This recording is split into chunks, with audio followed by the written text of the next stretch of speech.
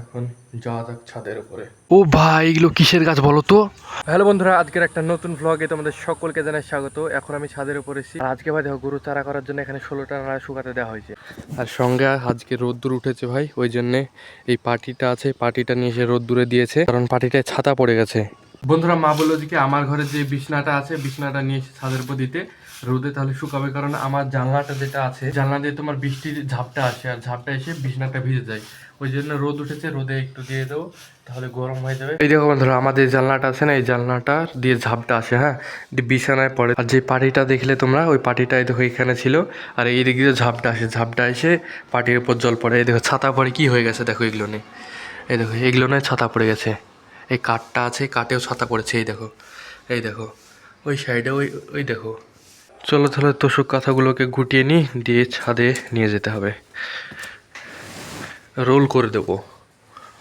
এইভাবে এইভাবে আমি রোল করছি, রোল করে করে নিয়ে যাব।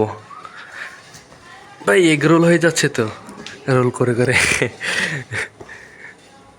বন্ধুরা, এই এগ রোলটা সব থেকে বড় এগ রোল, খাওয়া যাবে? চলো চলো তাড়াতাড়ি করে ছাদে নিয়ে যাই, রোদ উঠেছে আর ঘামতে শুরু করে দিয়েছি দেখো। চলো ঘরের লাইট অফ করে দিলাম, এখন যাওয়া যাক ছাদের উপরে।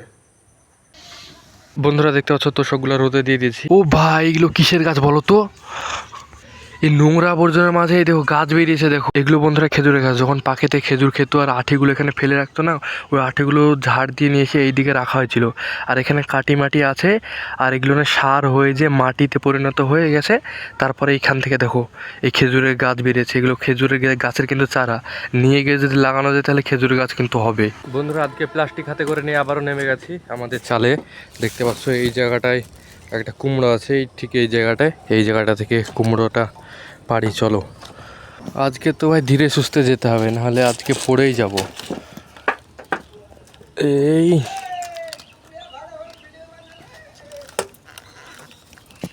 এই দেখো আমার বন্ধুরা মাঠের দিকে আছে, ওই দিক থেকে চেঁচাচ্ছে, ভালোভাবে কুমড়ো পাড়তে বলছে।